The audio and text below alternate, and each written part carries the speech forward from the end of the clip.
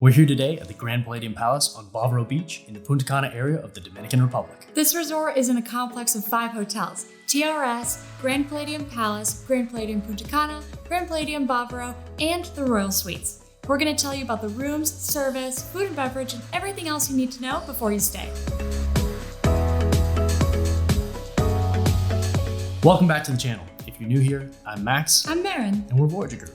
We post weekly videos with travel tips, hotel reviews, and videos from some of our favorite destinations around the world. So if you don't already, consider subscribing. And of course, if you like this video and you find the content useful, be sure to give us a thumbs up. If you saw last week's video, we released a whole video on all-inclusive packages and everything you need to know before you book. In that video, we talked a lot about expectations and what value you're getting for your money. So if you're booking a lower priced all-inclusive, what you should generally expect. In order to put our money where our mouth is and make sure that we weren't just throwing shade, we decided to book a $200 a night all-inclusive.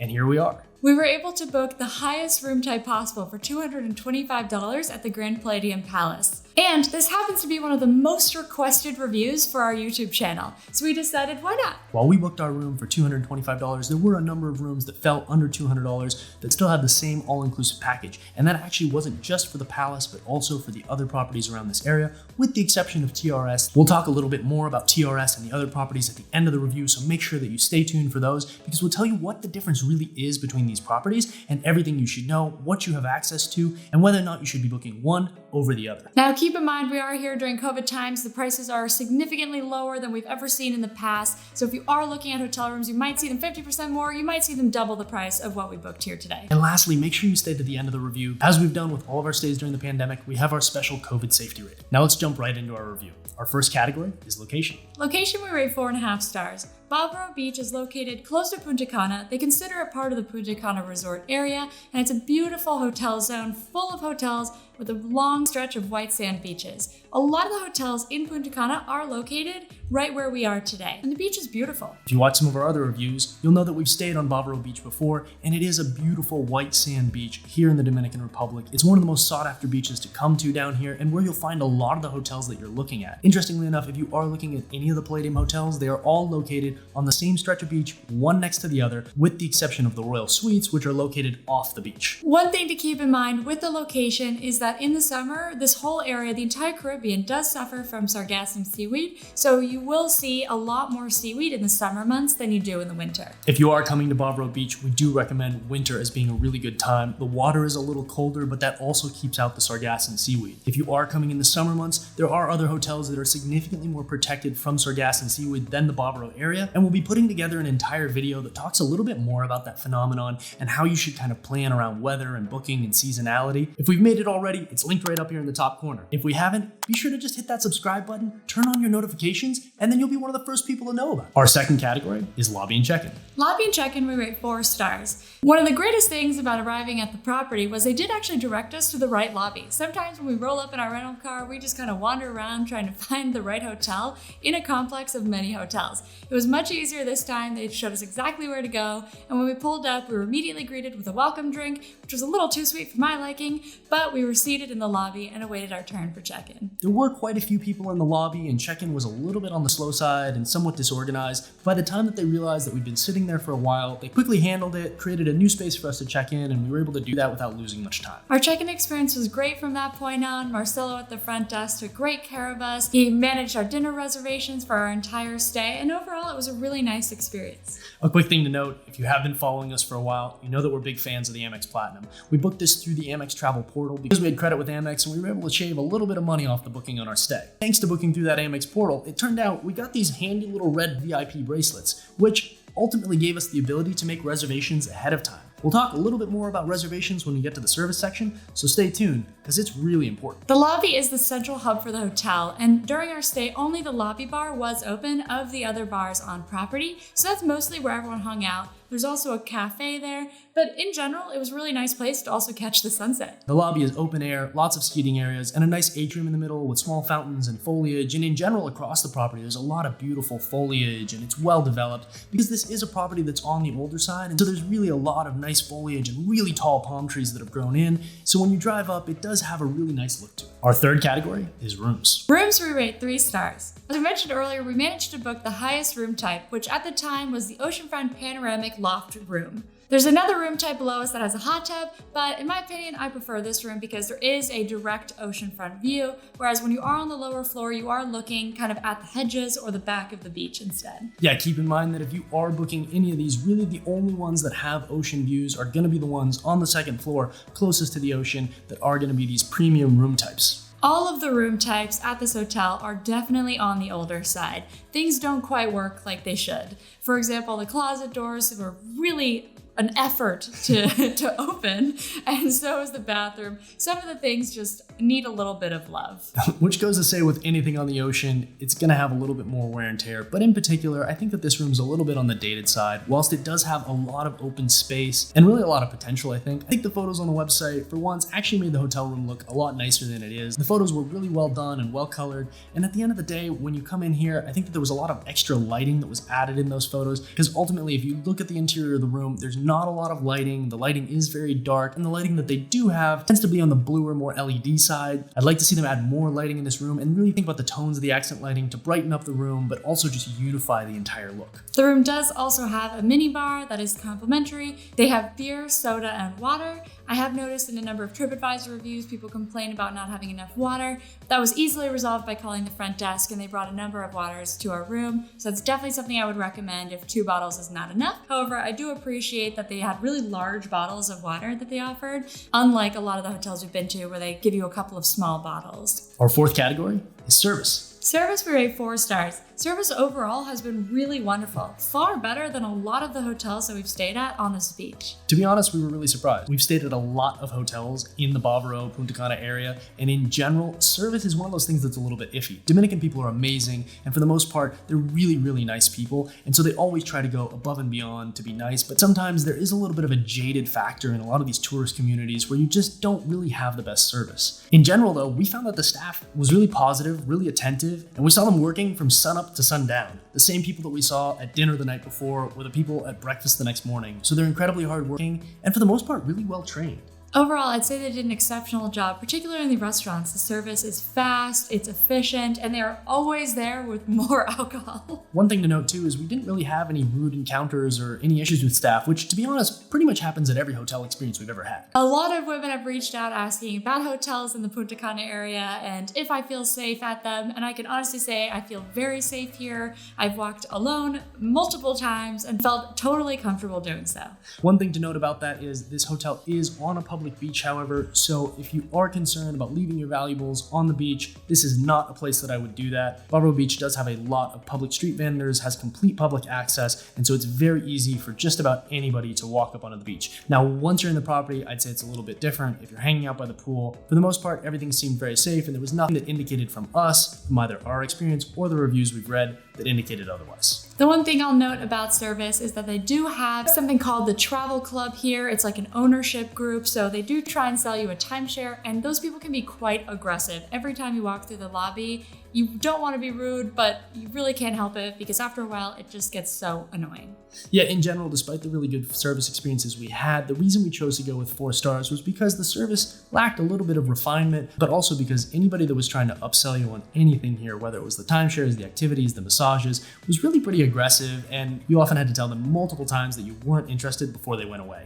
And that was a little bit annoying and kind of added to not the best experience in terms of service. Our 5th category is dining. Dining, we rate 4 stars. Overall, dining has been great at this hotel. Again, another thing that we were pretty surprised about. We've stayed at a lot of all-inclusives in this price range that usually don't have the best food, but overall, the food was really good. There were some inconsistencies, of course, and you're obviously not expecting that you're going to get 5-star dining. So again, like that video we talked about earlier, expectations is really something that you have to think about when you're going to a hotel like this and what you're getting yourself into. So the lower the expectations you have, oftentimes the more you can be surprised, and I think that's really what happened to us here. During COVID, they have closed a number of the outlets and they do open on a rotating basis. So one thing to keep in mind is the reservation system. You do have to make reservations the day of your dining experience, which can be a little stressful and a little complicated. So you do typically have to go to the front desk to make those reservations. However, because of our VIP bracelets, thanks to our unknown booking on AmEx Travel, we did get to make those reservations at check-in.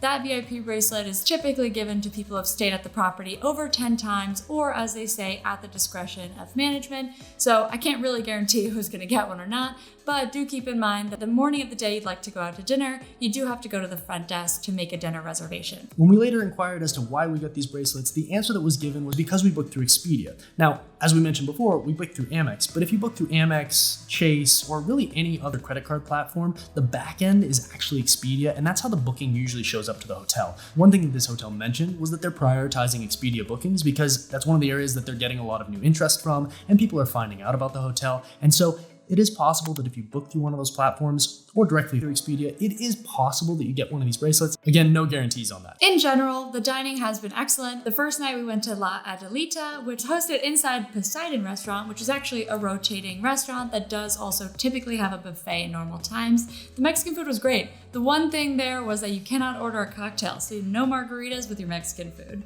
which we did find to be quite odd.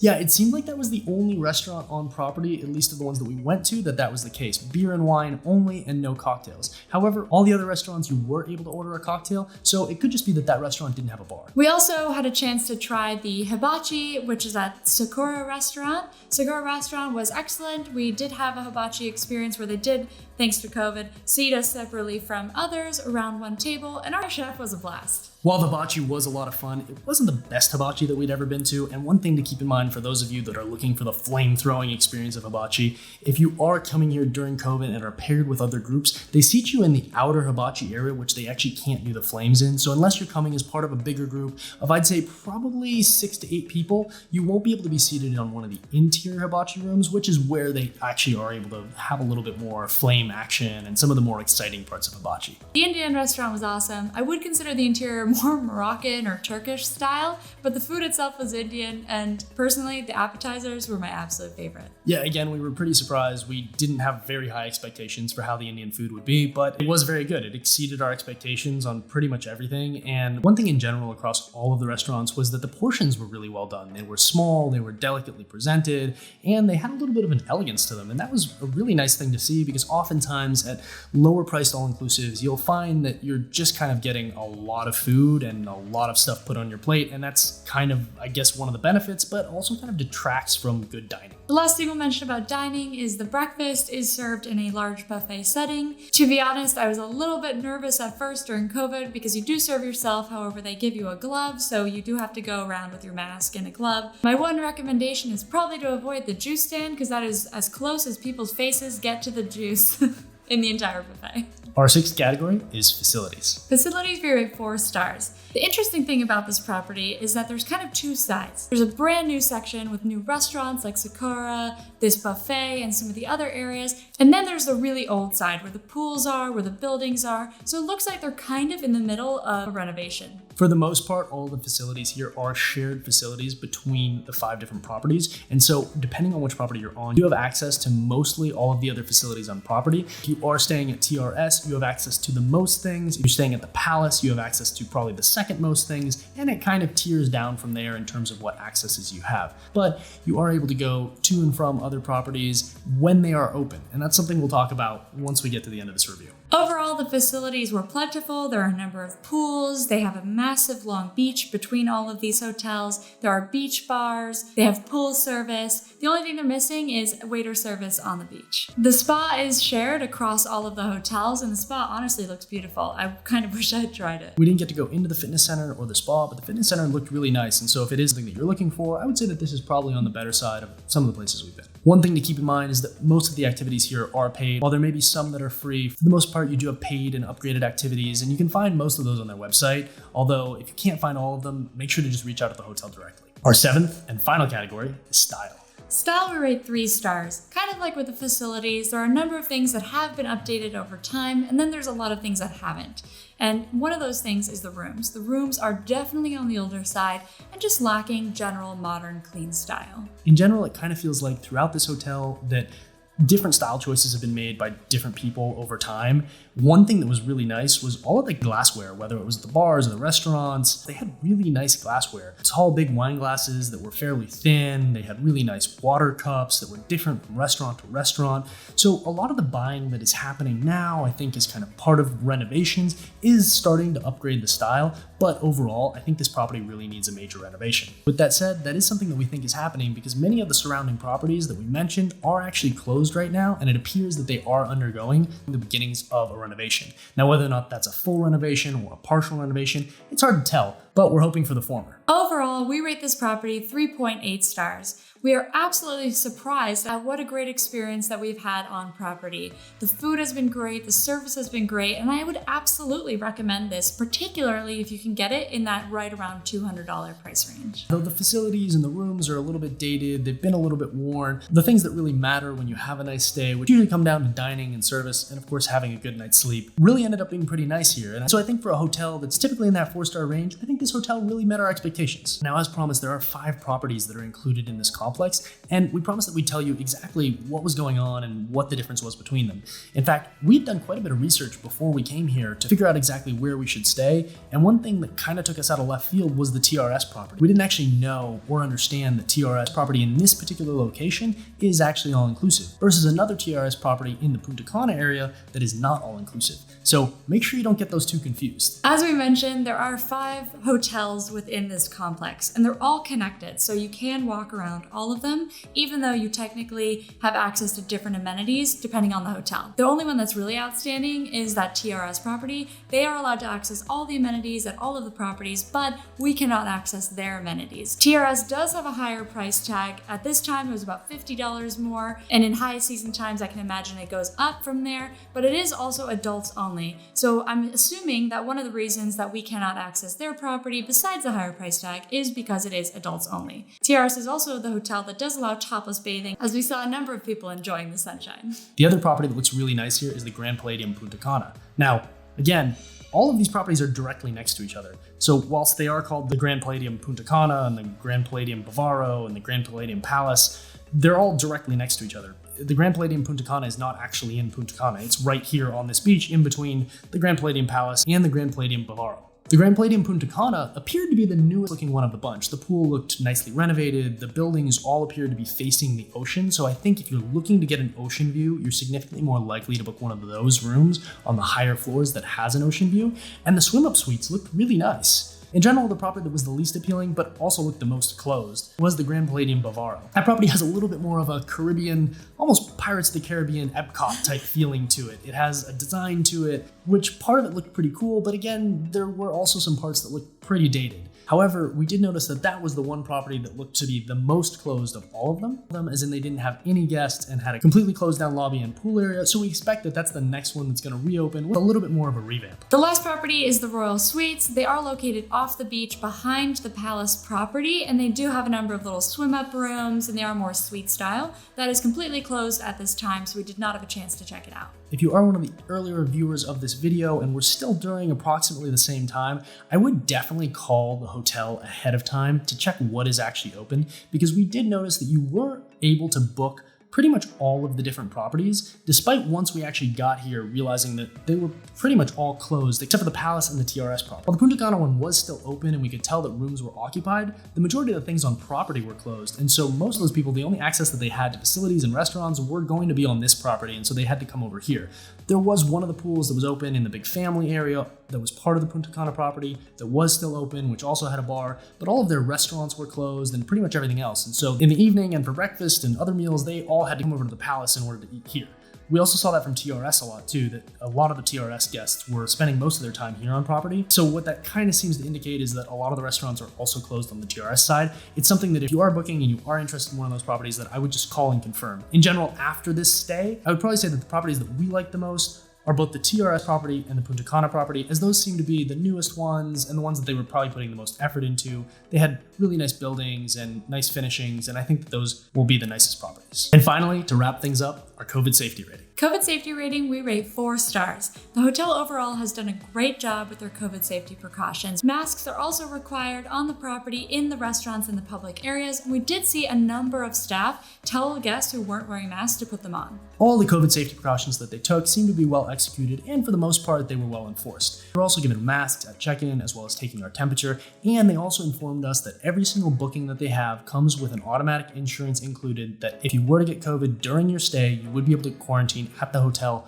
for free. Now, you are isolated to a part of the building where you're not allowed to go out and you're gonna have to have all of your meals there. However, it is free. And so if that is something that's weighing you down, the pressure and the financial pressure of, oh, well, what happens if I were to get sick? That's a really big bonus. For those of you that are flying back to the US, free antigen testing is also available. If you're looking to travel and you want to know more about what it's like to get back during COVID-19, we've also created a video for that, which is linked right up here in the top corner, where we vlog about our experience getting back in the US. But it is really nice that hotels are including that. And for the most part, most of the hotels in Punta Cana are including that as well. One thing to note is that if you are going back to Canada, Germany, or some other European countries that are requiring PCR tests, those are going to come at an additional cost, and it is going to be based on how quickly you need the results back, depending on what that additional cost is. So if you did find this review helpful, make sure to give us a thumbs up. And of course, if you have any questions about this property or any others in the Punta Cana area, be sure to put them in the comments below. In fact, just go right now and write a comment. Even if you didn't like what we said, go put a comment in the comment section below. We love to hear from you. We love to get your feedback. And of course, if there's a property that you'd like us to stay at, let us know in the comments below as well. Lastly, for more of our adventures from the Dominican Republic, you can check us out on Instagram. And of course, visit our destination page at our blog at voyagerguru.com, where you can find all the hotels and properties we've reviewed here in the Dominican Republic and around the world. So as always, I'm Maren. And I'm Max. We're Voyager Guru. See you out there.